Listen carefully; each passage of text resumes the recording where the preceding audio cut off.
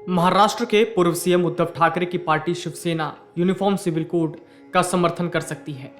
सूत्रों ने यह जानकारी दी।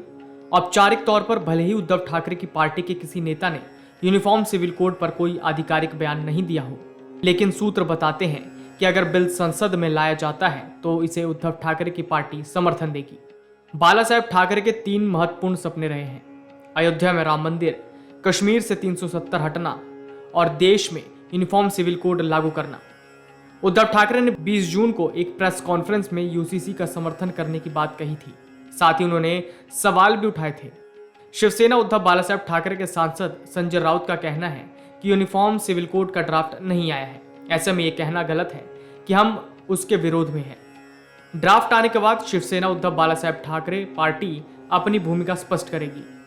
सरकार संसद के मानसून सत्र में यूनिफॉर्म सिविल कोड बिल ला सकती है। संसद की एक स्थायी समिति ने समान नागरिक संहिता के मुद्दे पर विभिन्न हितधारकों के विचार लेने के लिए विधि आयोग की ओर से हाल में जारी नोटिस पर 3 जुलाई को आयोग और कानून मंत्रालय के प्रतिनिधियों को बुलाया है।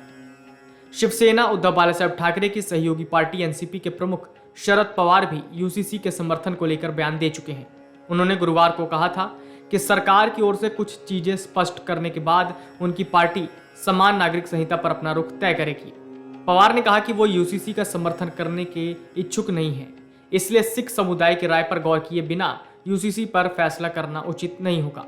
इसके अलावा महाराष्ट्र कांग्रेस ने समान नागरिक संहिता के प्रभाव का अध्ययन करने के लिए मुंबई विश्वविद्यालय के पूर्व कुलपति बालचंद्र मुंगेकर के नेतृत्व में 9 सदस्यीय समिति का गठन किया है। यूसीसी पर शरद पवार की पार्टी भी विपक्षी खेमे से अलग खड़ी नजर आ रही है। पार्टी ने कहा कि वो यूसीसी का न तो समर्थन करेगी और न ही इसका विरोध। एनसीपी राष्ट्रीय सचिव नसीम सिद्दीकी ने कहा कि यूसीसी का तुरंत विरोध नहीं होना चाहिए। इस पर व्यापक चर्चा की जरूरत है। दुनिया के कई देशों में सभी के लिए एक जैसा कानून है। ऐसे कानूनों में महिलाओं को समान अधिकार जैसे मुद्दे शामिल हैं, इसलिए विरोध नहीं होना चाहिए। एनसीपी ने कहा, हम लॉ कमीशन को अपनी सिफारिशें भेजेंगे। पीएम मोदी ने यूसीसी का दांव ऐसे वक्त पर खेला जब हाल ही में पटना में बीजेपी के खिलाफ विपक्ष ने एकजुटता की कोशिश में बैठक की थी। अब यूसीसी के मुद्दे पर विपक्ष बिखरता नजर आ रहा है। इस पर विपक्षी पार्टियों का अलग अलग रुख सामने आ रहा है।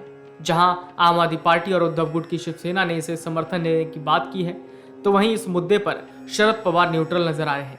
ऐसे में आप एनसीपी और शिवसेना का रुख ये संकेत दे रहा है कि 2024 के लोकसभा चुनाव में बीजेपी के खिलाफ एकजुट होने का प्रयास कर रहे विपक्षी दल संवेदनशील मुद्दों पर एक पृष्ठ पर नहीं है।